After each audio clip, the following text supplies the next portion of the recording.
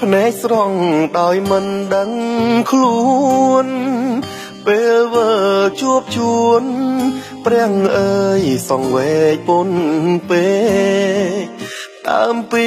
ម្ដាយខ្ញុំរស់ឈឺចិត្តតនតឹងថ្ងៃស្អែកកូនគេកាគេបែ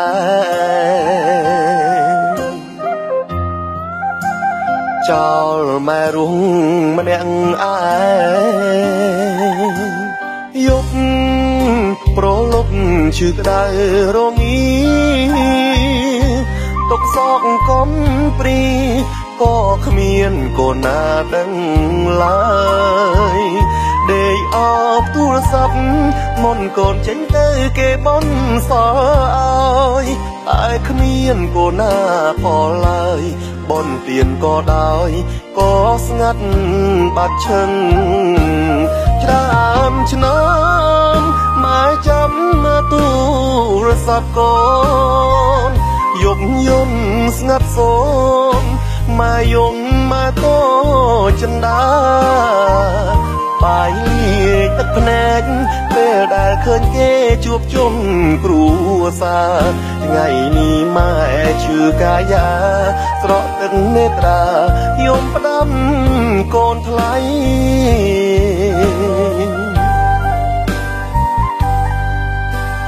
ម៉ែ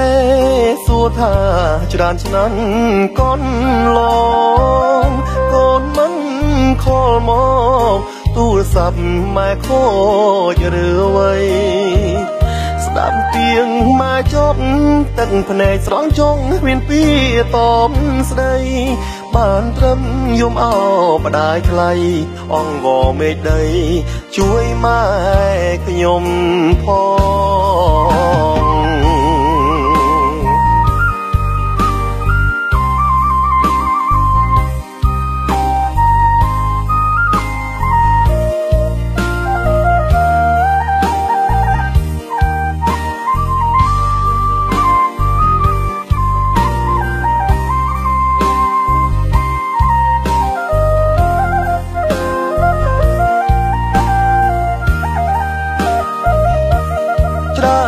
ឆ្នាំម៉ែចាំមកទូរស័ព្ទកូនយប់យំស្ងាត់សូមម៉ែយំម៉ែតូចិនដាបាយទឹកភ្នែកពេលដែលឃើញគេជួបជុំគ្រួសារថ្ងៃនេះម៉ែឈឺកាយាស្រក់ទឹកនេត្រាយំផ្ដាំកូនថ្លៃ